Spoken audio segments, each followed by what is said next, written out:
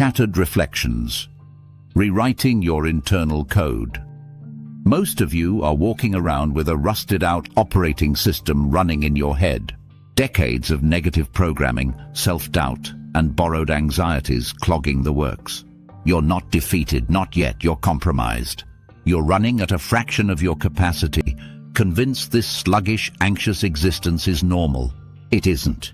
This isn't about positive thinking. Forget rainbows and sunshine. We're talking about a systematic overhaul of your internal landscape. We're talking about seizing control of the most important real estate you'll ever own, your mind.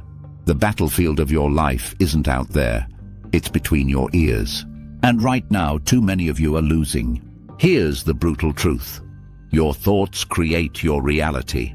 Not in some woo-woo manifestation mumbo-jumbo, but in the very practical sense that your thought patterns dictate your actions. Your actions dictate your results, and your results solidify your beliefs. A negative thought repeated enough times becomes your truth. You begin to act in accordance with it. You become it. This is why so many men are stuck. Stuck in dead-end jobs, stuck in unsatisfying relationships, stuck in a cycle of self-sabotage. They've downloaded a faulty program and they're surprised the output is garbage. You need to debug. You need to rewrite the code. This isn't about denying reality. It's about reframing it. Life is hard. It throws punches. It will break you. But what separates those who crumble from those who conquer isn't the adversity they face. It's how they interpret it. It's the energy they choose to bring to the fight. It's the internal narrative they cling to. Let's talk about what this looks like practically. Consider this. You've been trained to scan for threats. It's a primal imperative. Our ancestors who focused on danger survived. But in the modern world, that survival mechanism has become a self-fulfilling prophecy of anxiety. Your brain is constantly searching for what's wrong, amplifying negativity, and short-circuiting your capacity for joy and progress. This is where reprogramming begins. The first shift: become the observer.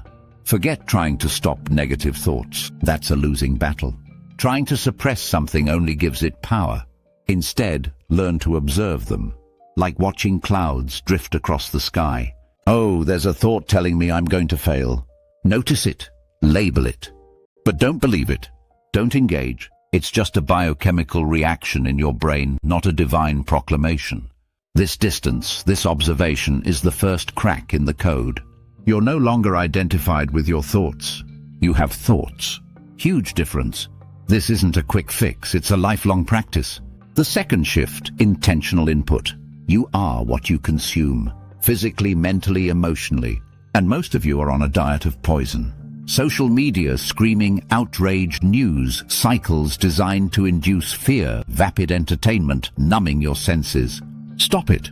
Cut it out. Become a ruthless curator of your information intake. What do you actively choose to expose your mind to? Read books that challenge your assumptions. Listen to podcasts that inspire you. Surround yourself with people who elevate your thinking. Follow accounts that promote growth, discipline, and resilience. Your mind is a garden. You can't plant weeds and expect to harvest roses. This isn't censorship, it's self-preservation.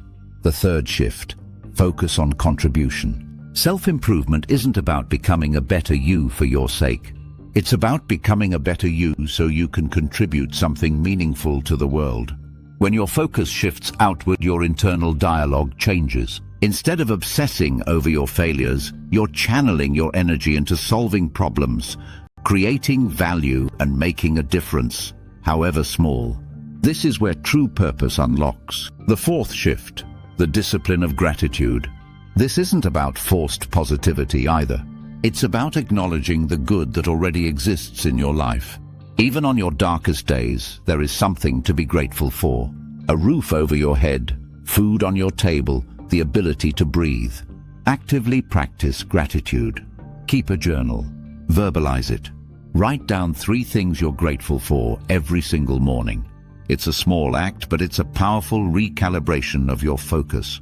It pulls you out of the vortex of negativity and anchors you in the present moment.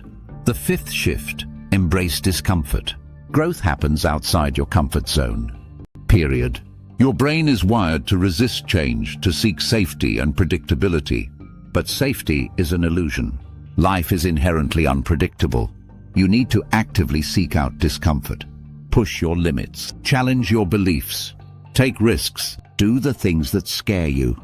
The sixth shift, the power of physicality. Your mind and body are inextricably linked. Neglect one and you weaken the other. If you're physically weak, your mind will follow. Start moving. Lift weights. Run. Train. Push your physical limits. The endorphin release, the sense of accomplishment, the sheer physical power you cultivate, all of these things spill over into your mental and emotional state. A body honed through discipline builds a mind honed through discipline, becoming a dangerous man. The seventh shift, accountability, ruthless self-honesty. This is the hardest part. Most of you will fail here. It requires a level of brutal self-assessment that most people actively avoid. Stop making excuses. Stop blaming others. Stop deceiving yourself. Take full responsibility for your life, for your choices, for your results. Identify your weaknesses. Acknowledge your failures. And then commit to correcting them. Find an accountability partner, someone who will call you out on your bullshit. Someone who will push you when you want to quit. This isn't about beating yourself up. It's about facing your flaws with courage and a commitment to growth. It's about recognizing that you are always a work in progress. This entire process is not about arriving at a destination. It's about embracing a process, a constant cycle of self-assessment, correction, and growth. There will be setbacks. There will be moments of doubt. There will be days when you want to give up. Don't. Remember this, you are capable of far more than you believe. You have the power to rewrite your internal code, to transform your mindset, and to unlock your full potential. But it requires work. It requires commitment. It requires a willingness to confront your demons and embrace the struggle. The question isn't, can you change? The question is, will you? The time for excuses is over. The time for self-pity is over. The time for passive resignation is over. Now is the time to act. Now is the time to reclaim your mind. Now is the time to become the man you were meant to be. And if you're ready to finally take control, if you're ready to unlock that potential, start today, right now. Commit to one small change, one intentional act, one step towards rewriting your internal code. Don't wait for tomorrow. Tomorrow never comes. There is only now. And now is your chance.